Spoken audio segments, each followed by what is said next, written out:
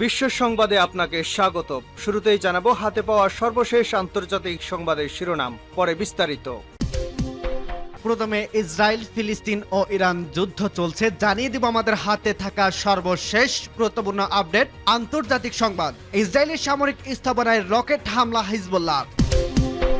জানিয়ে দিব যুদ্ধ বিধ্বস্ত গাজায় স্থায়ী যুদ্ধবিরতির দাবি স্পেনের। আরো জানিয়ে দিব খান ইউনিসের গণকবর নিয়ে যুদ্ধ অপরাধ তদন্ত চায় ওআইসি। এবং আরো জানিয়ে দেব গাজা থেকে ইসরায়েলি সৈন্য পুরোপুরি প্রত্যাহার করতে হবে, মন্তব্য ইসমাইল হানিয়ার।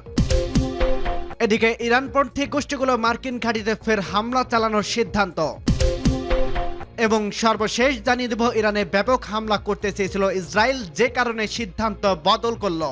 শুনছিলেন সংবাদ শিরোনাম, এরপর বিস্তারিত। তার আগে অনুরোধ থাকবে, ভিডিওটি যদি ভালো লেগে থাকে ভিডিওটিতে একটি লাইক এবং কমেন্ট করে জানিয়ে দিন ভিডিও সম্পর্কে আপনার মূল্যবান মতামত, এবং আরো কমেন্ট করে জানিয়ে দিন ভিডিওটি আপনি কোথা থেকে দেখছেন এবং শুনছেন। ইসরায়েলের সামরিক স্থাপনায় রকেট হামলা হিজবুল্লাহ। ইসরায়েলের একটি সামরিক স্থাপনায় হামলা করছে লেবাননের সশস্ত্র গোষ্ঠী হিজবুল্লাহ। সোমবার হিজবুল্লাহর এক বিবৃতিতে এ দাবি করা হয়। বিবৃতিতে বলা হয়, উত্তর ইসরায়েলের হানিতা এলাকায় একটি সামরিক ঘাঁটিতে রকেট হামলা করছে হিজবুল্লাহ। ফিলিস্তিনিদের প্রতি সমর্থন হিসেবে এ হামলা করা হয়েছে। লেবাননে এই সশস্ত্র গোষ্ঠী ঘোষণা দিয়েছে গাজায় ফিলিস্তিনিদের হত্যা ও ইসরায়েলের বোমাবর্ষণ বন্ধ না হওয়া পর্যন্ত ইসরায়েলের বিরুদ্ধে তাদের হামলা চলবে। গত 7 অক্টোবর থেকে গাজায় হামলা চালাচ্ছে ইসরায়েল। নির্বিচার হামলায় 34,000-এর বেশি ফিলিস্তিনি নিহত হয়েছে, যাদের বেশিরভাগ নারী ও শিশু। যুদ্ধবিধ্বস্ত গাজায় স্থায়ী যুদ্ধবিরতির দাবি স্পেনের। যুদ্ধবিধ্বস্ত গাজায় স্থায়ী যুদ্ধবিরতির দাবি জানিয়েছে স্পেনের পররাষ্ট্রমন্ত্রী জোসে ম্যানুয়েল আলভারেস।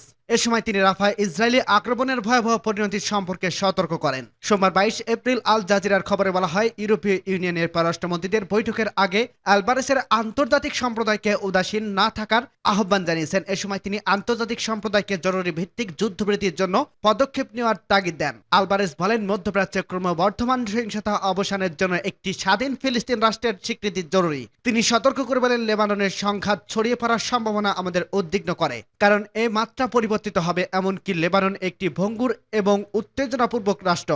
এতে সংঘাতের মাত্রা বৃদ্ধি করা ভালো পরিণতি বয়ে আনবে না। সূত্র আল জাজিরা। খান ইউনিসের গণকবর নিয়ে যুদ্ধ অপরাধের তদন্ত চায় ওআইসি। গাজায় খান ইউনিসের গণকবর নিয়ে যুদ্ধ অপরাধ তদন্ত চেয়েছে ইসলামিক সহযোগিতা সংস্থা ওআইসি। সোমবার 22 এপ্রিল কাতার ভিত্তিক গণমাধ্যম আল জাজিরার এক প্রতিবেদনে এ তথ্য জানানো হয়েছে। প্রতিবেদনে বলা হয়, ওআইসি এক বিবৃতিতে জানিয়েছে, শত শত বস্তুচ্যুত, আহত ও অসুস্থ ফিলিস্তিনিকে হত্যা করছে ইসরায়েল। তাদের হাত থেকে চিকিৎসকের দল ও রেহাই পায়নি। ইসরায়েল সেনারা হত্যার আগে তাদের নানা ধরনের নির্যাতনও চালিয়েছে। এসব গুরুতর যুদ্ধ অপরাধ, তা মানবতার বিরুদ্ধে অপরাধ। সেজন্য এই যুদ্ধ অপরাধের তদন্তের জন্য আমরা আন্তর্জাতিক অপরাধ আদালত এবং আন্তর্জাতিক বিচার আদালতের আহ্বান করছি। তারা যেন এই যুদ্ধ অপরাধের দায়িত্ব গ্রহণ করে যথাযথ পদক্ষেপ গ্রহণ করে। এই বিবৃতিতে ইসরায়েলের এই ভয়াবহ গণহত্যার তীব্র নিন্দা জানানো হয়। সূত্র আল জাজিরা। গাজা থেকে ইসরায়েলের সৈন্য পুরোপুরি প্রত্যাহার করতে হবে বলছে ইসমাইল হানিয়া। হামাস রাজনৈতিক ব্যুরোর প্রধান ইসমাইল হানিয়া যুদ্ধবিরতি আলোচনা স্থগিত করার জন্য ইসরায়েলকে দোষারোপ করে বলছেন, যুদ্ধবিরতির হলে ইসরায়েলি সৈন্য পুরোপুরি প্রত্যাহার করতে হবে।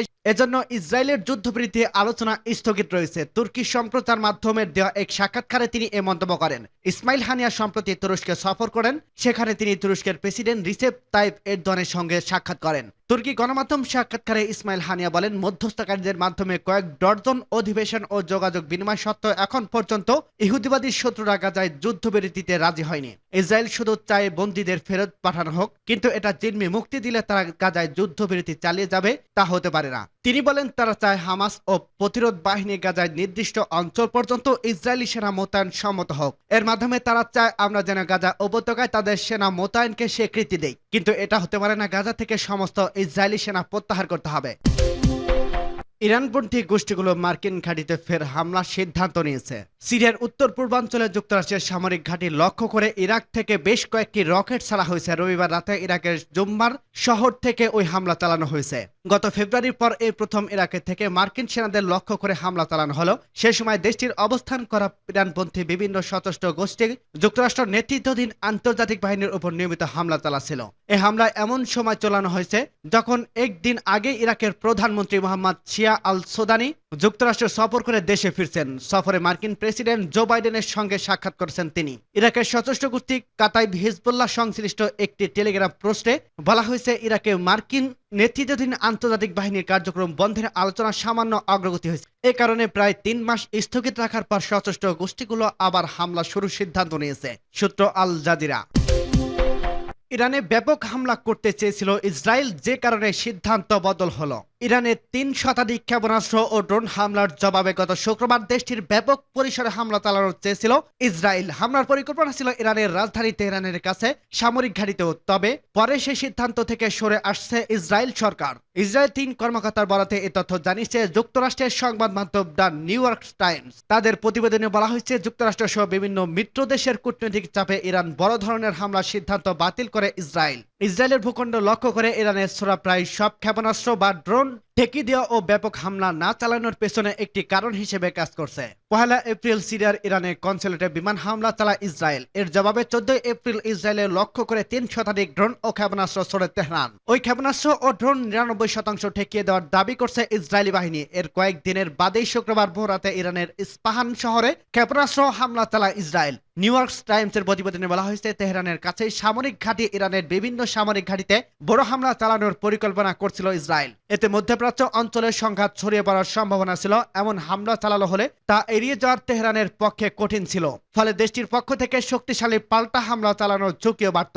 ইসরায়েলি কর্মকর্তাদের সূত্রে প্রতিবেদনে উল্লেখ করা হয়েছে, মধ্যপ্রাচ্য বড় পরিসরে যুদ্ধ ছড়িয়ে পড়ুক তা চায়নি ইসরায়েল ও পশ্চিমা মিত্ররা। তাই ইরানের ব্যাপক হামলা না চালানোর জন্য ইসরায়েলের প্রধানমন্ত্রী বেঞ্জামিন নেতানিয়াহুকে আহ্বান জানান যুক্তরাষ্ট্রের প্রেসিডেন্ট জো বাইডেন।